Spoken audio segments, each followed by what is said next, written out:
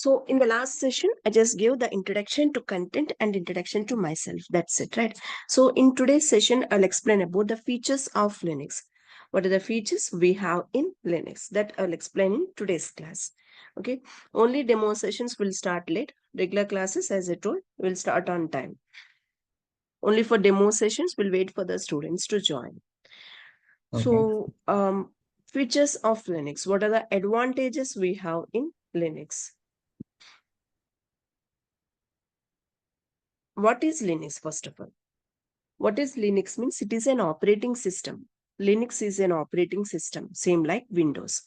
What is operating system? Operating system means it is an interface between user and hardware. Operating system is an interface between user and hardware. So in order to interact with hardware components, we need an interface. Otherwise, directly we cannot access our hardware devices like hard disk, RAM, ROM, anything you cannot access. So we need an interface. So operating system is an interface between hardware and user.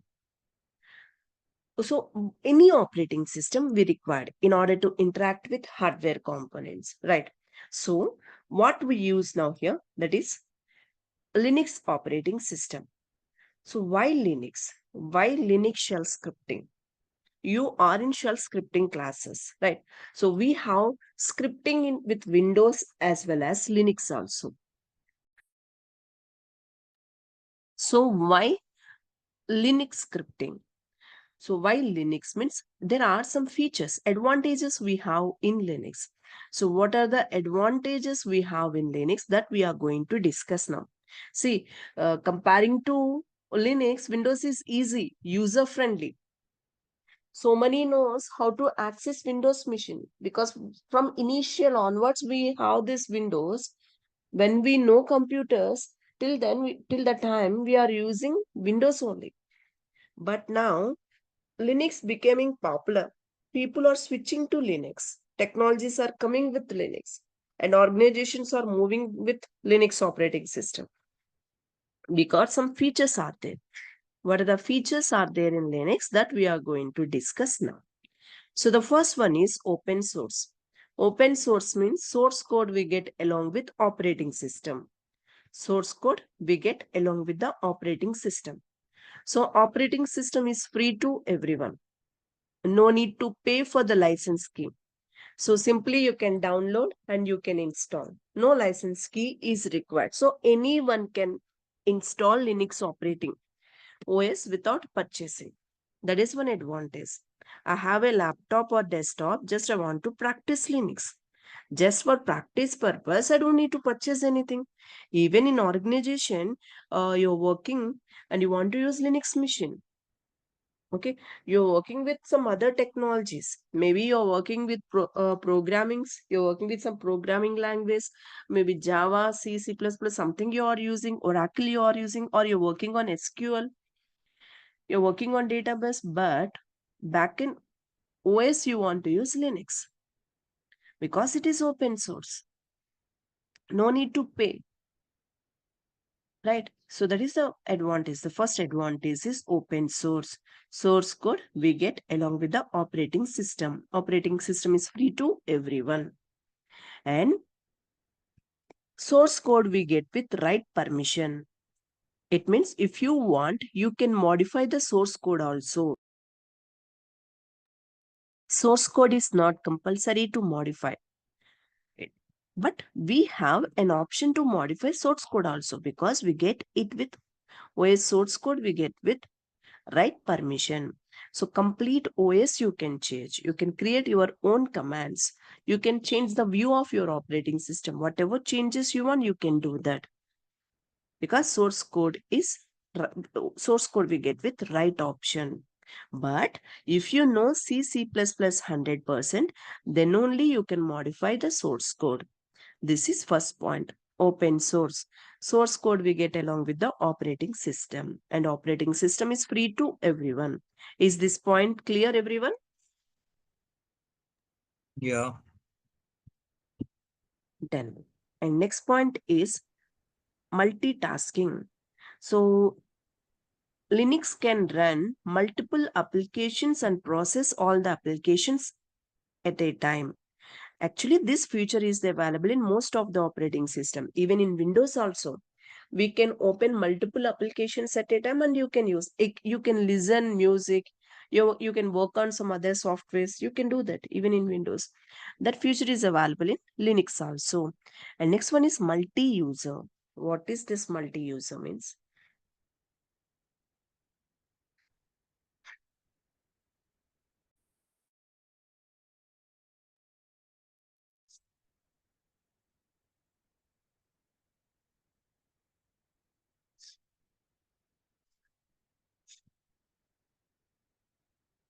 Types of operating system. First of all, I will tell that. There are three types of operating system. Single user, single task,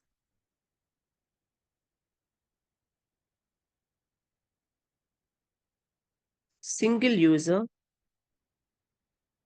multitask, and multi-user, multitask. Single user, single task, single user, multitask, multi-user, multitask.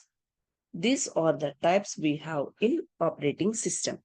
So first one is single user, single task. Here, only one user can log in into computer and that user can perform only one task. That is single user, single task. Okay, so only one user can log in. That user can perform only one task. If they are trying to open any other task, it will not allow that. Example, DOS, Disk Operating System. This is the first operating system we have. Single user, single task operating system. Second one is single user, multitask. Here also, only one user can log in at a time. Only one user can log in at a time. But that user can perform multiple tasks. They can open multiple applications at a time, but only as a one user.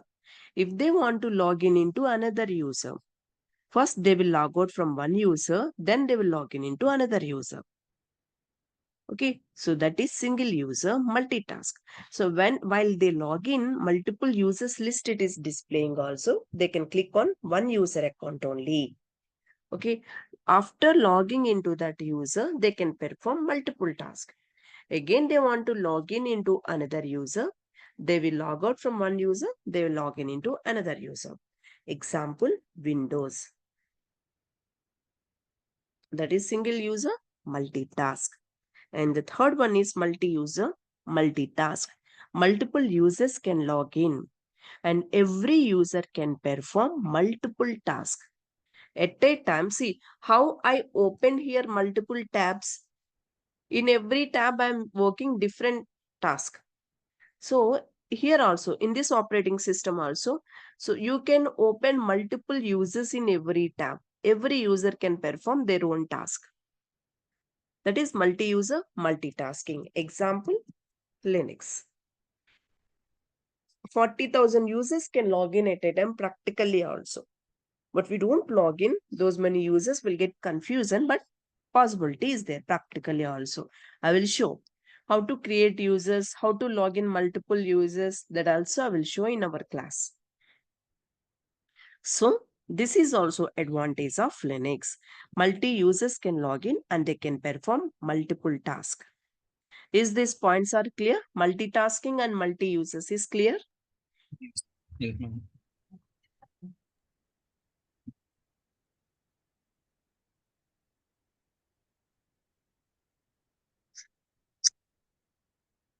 And next one is portability. Portability means it can be installed on all hardware architecture. We don't require any specific hardware architecture. It can be installed in any hardware environment. Linux can install in any hardware environment. We don't require any specific hardware architecture. One moment.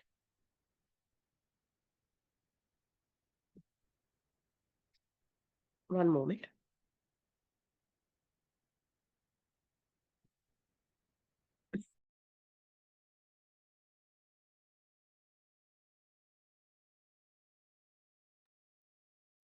So it works in any hardware architecture. That is also advantage of Linux. Even Windows also can use in any hardware architecture. We don't require any specific hardware environment. For Linux also, we don't require any specific hardware environment. We have some operating systems. So for example, if you take AIX server, which required only IBM architecture. So IBM devices are there, means then only AIX supports. Otherwise, you cannot use AX.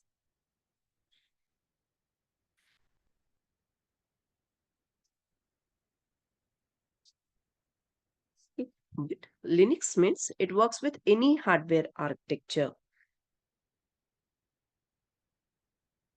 These points are clear, right? Open source. Source code we Yes. get along with the operating system. Operating system is free to everyone. And next is multi-user, multitasking. Multiple users can log in and they can perform multiple tasks. And portability means it can be installed in any hardware architecture. That points are clear. Can you one more time you can tell me what is portability? Portability means it can be installed in any hardware architecture. Okay. Least hardware environment is there also. Like 512 MB RAM is there, 10 GB hard disk is there also, it supports. If you have different company hardware environment, you like hard different motherboards, different company motherboard is there, different company hard disk is there, it supports it. We don't require any specific hardware. If you go Okay. with AIX server, so it requires all hardware, IBM devices only, IBM motherboard, IBM processor, everything should be IBM, then only it supports AIX server. But Linux is not like that. Most of the operating systems are not like that. They works in any hardware environment, including Linux.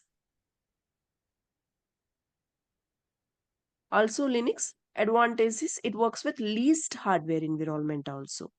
Very least hardware you have 512 MB RAM, 10 GB hard disk also it supports. You can install. Mm. That is portability. Is that clear? Yeah, ma'am. Thank you. The next one is scalability. Scalability means same operating system can be used on normal desktop PC to supercomputer. Operating system is same. We don't require separate operating systems like server operating system, client operating system. If you see Windows, there are two operating systems in Windows. Client operating system, server operating system. Client means what? Which requests for the services. Server means what? Which provides requested services. So there are two types of operating system. Client operating system, server operating system. What are the client operating systems we have in Windows, like 95, 98, ME, XP, Vista, Windows 7, Windows 8, Windows 10, Windows 11. These are the client operating systems, right? Server operating systems means NT, 2000, 2003, 2008, 2012, 2016.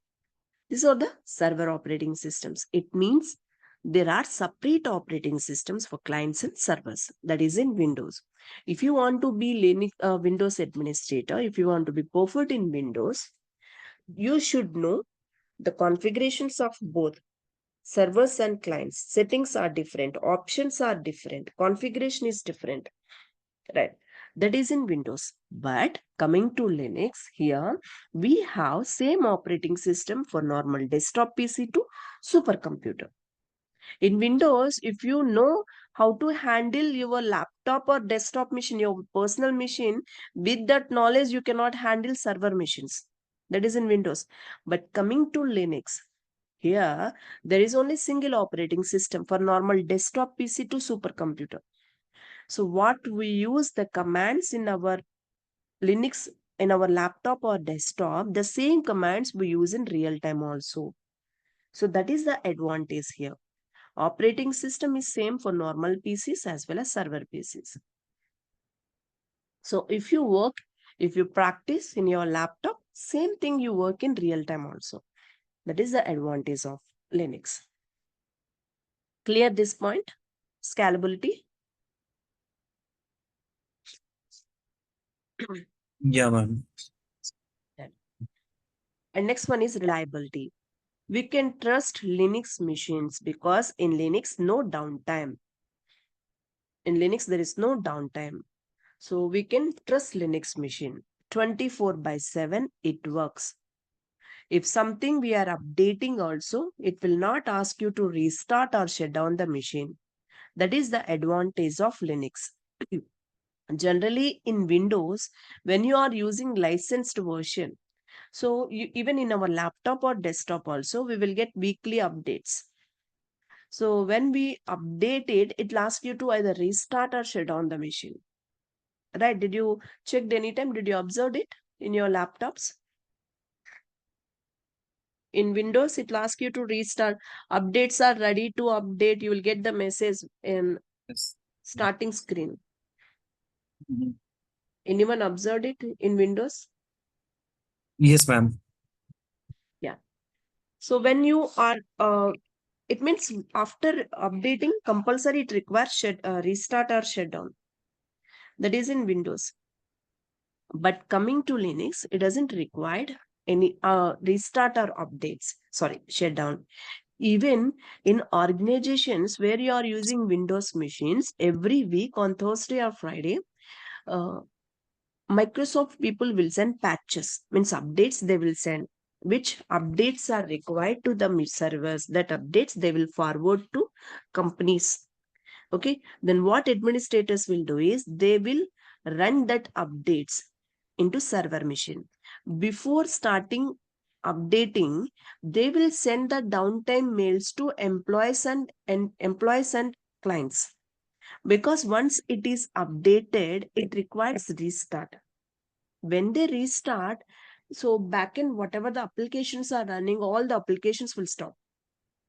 So once it get on, they will on all the applications one by one. So that is downtime only, right, for employees and clients. So that is the reason they will send downtime mails.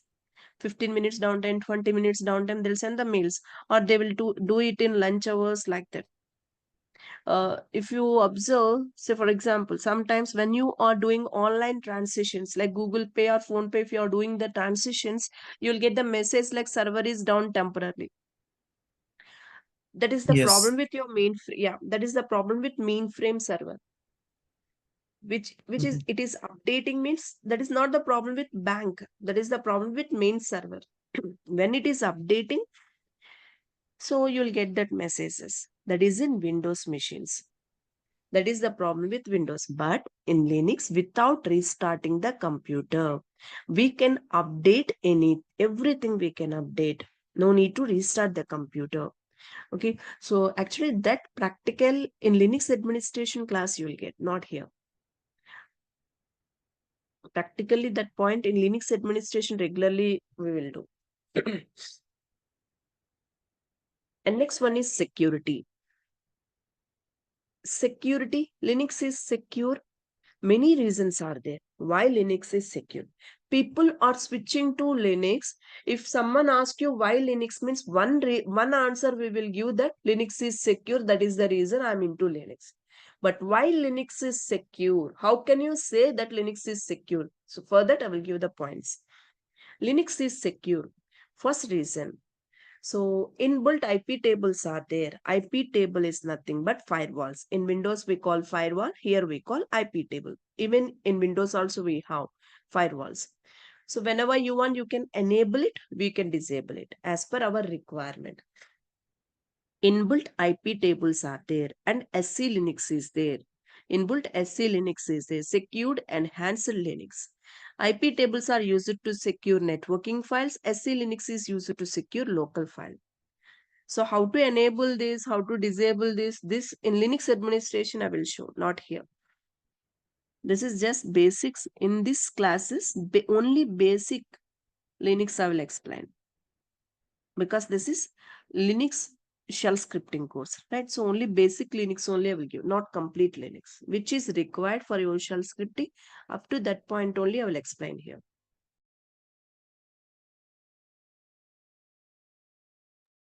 But that is good enough, definitely. And next point, why Linux is secure. Linux is secure because it works with command line interface. So, if someone wants to access your machine, someone wants to do something in your machine, they want to configure something in your machine, compulsory they should know the commands. Those who know the commands, they can only access Linux machines. Without knowing commands, no one can access the machine. So, that is also one reason why Linux wins. Linux is secure because it works with command line interface. First point is inbuilt IP tables are there and SC Linux is there to secure networking files and local files.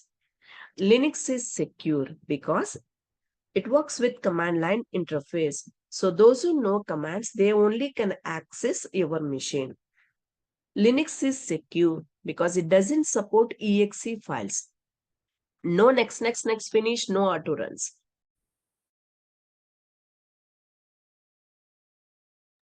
Many PCs are infecting with virus because of exe files only, right, in Windows. But in Linux, it doesn't support exe files. Linux doesn't support exe files. So, Linux is secure. It doesn't support exe files. Next point. Linux is secure because for every user, password authentication is compulsory. In Linux, for every user, password authentication is compulsory. Without password, we cannot log in into user account. In Windows, it is not like that. If there is a user, you created a user, but you don't generated the password to that user. So when you click on that user account, while login, when you click on that user account, it will allow you to log in that account. That is in Windows. But in Linux, it is not like that. For every user, password authentication is compulsory. Without password, we cannot log in into the machine. Okay, so that is also one reason why Linux is secure. For every user, password authentication is compulsory. Linux is secure because there is no setup files. In Linux, there is no setup files. Everything you will get as a configuration file.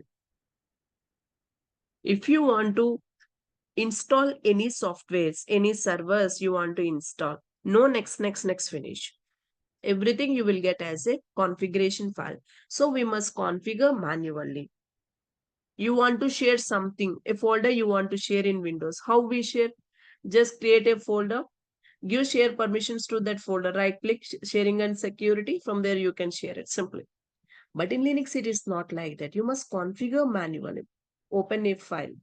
Then write the configuration. This is the folder I want to share. It is in this location. I want to share with these people and I want to give this permission. Like this, we add everything manually entries. That we call as configuration file. Don't think it is difficult. Linux is very interesting. So, no set of files, we must configure everything manually. So that is also advantage of Linux. And one more thing, in Linux, we can encrypt a file. In Linux, we can encrypt a file. Encryption means what?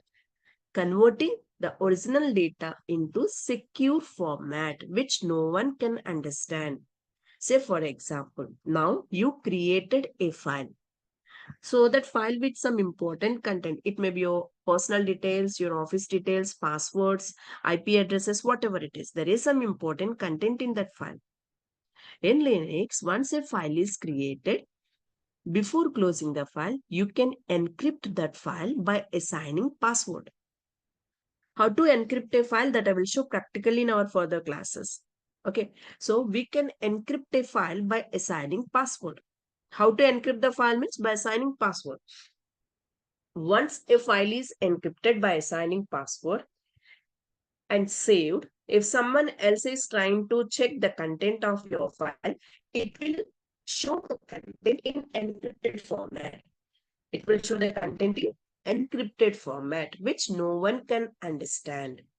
If someone is trying to open your file, if someone is trying to open your file, it will ask them for the password. If they enter the password, it allows them to open the file. If they don't, give the password. If they give wrong password, it will not allow them to open the file. So Linux is secure because we can encrypt a file by assigning password. This also I will show practically. Okay, in VA editor, I will show this point practically. How to encrypt a file, I will show. So these are the few reasons why Linux is secure. Main reasons actually. Linux is secure because inbuilt IP tables and SE Linux is there. IP tables is used to secure networking files. SE Linux is used to secure local files. Okay. Linux is secure because it works with command line interface. Linux is secure because it doesn't support exe files. Linux is secure because for every user password authentication is compulsory. Linux is secure because we can encrypt a file by assigning password. Linux is secure because there is no setup file, everything we get as a configuration file and it doesn't support exe files. So these are the reasons why Linux is secure. Is these points are clear? Why Linux is secure? Means these points are clear, everyone? Yeah.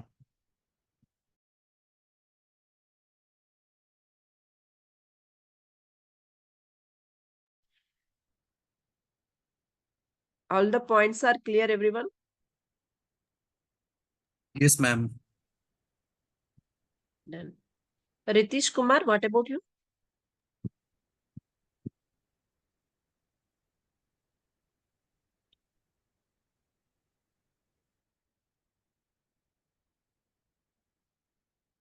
Done, done. And Tushar, you're clear the points? Yes, madam. Yeah.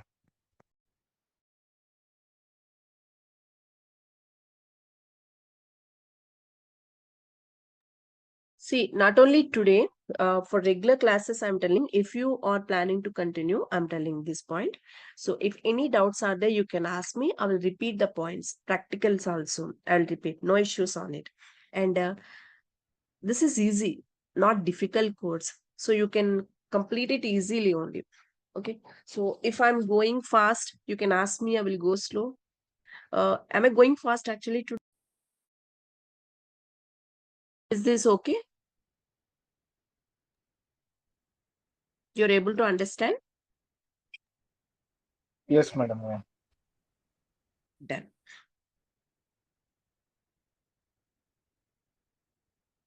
Okay, so these are the features we have in Linux.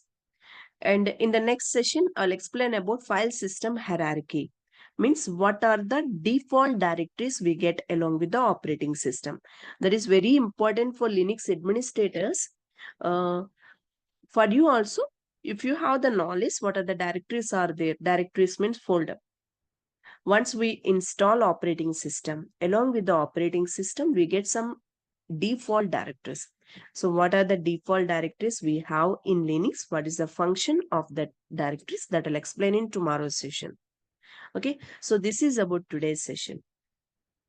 Tomorrow, default directories I will explain. Then most probably day after tomorrow also how to install the operating system. Whenever I started OS installation practical, from the day onwards, practicals, regularly practicals will be there. Okay, so this is about today's session. Tomorrow, file system hierarchy concept. One time, I will repeat these points, all the points. So open source, Linux is open source, means source code we get along with the operating system. Operating system is free to everyone.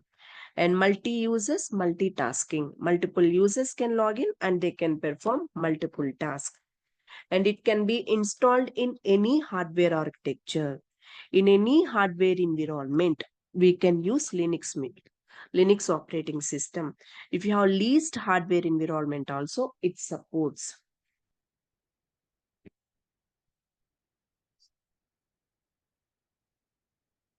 And same operating system can be used in normal desktop PC to supercomputer. We can trust Linux machine because 24/7, no downtime, Linux machines will run. And Linux is secure because inbuilt IP tables are SE Linux is there, which is used to secure networking files and local files. Linux is secure because it works with command line interface. Linux is secure because for every user, password authentication is compulsory. Linux is secure because it doesn't support exe files. Linux is secure because we can encrypt a file by assigning password. Linux is secure because there is no setup file, everything you get as a configuration file. Okay, and one other point is Linux performance wise comparing to Windows, Linux is fast. Why means Linux works with command line interface, black screen with white fonts. So graphics are not required. Processor work is less here. That is also one reason. And also there is a concept called swap memory. Swap memory means virtual memory, which is used to increase the speed of RAM. See, in Linux, we can increase the speed of RAM also by using swap memory. Say, for example, if you have 1 GB RAM, okay, you can create virtual memory. We can take the space from hard disk and we can create virtual memory that we call as swap memory. How much space you can take from hard disk means double of the RAM, twice the RAM. Your RAM is 1 GB. So you can take the space 2 GB from hard disk. That is called virtual memory. That space we can add to our RAM. Swap memory we call it. So we can add that to RAM. Right. So your RAM size is 1 GB. Now swap memory, how much we are adding? 2 GB. 2 plus 1, how much? 3 GB. Right. So now using 3 GB space, we can send the data, we can receive the data. How to create this swap memory while installing the operating system, I'll show how to create this swap memory also. So that is also one reason why Linux is faster comparing to Windows. Okay. So these are the features we have in Linux. And as I told, in tomorrow's session, we'll see file system hierarchy. Means what are the default directories we get in Linux. So this is about today's session. Thank you so much for the session. Any doubts you can ask me now.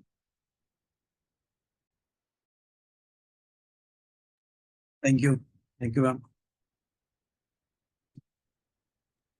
Yeah, thank you, Kumar. We'll meet tomorrow.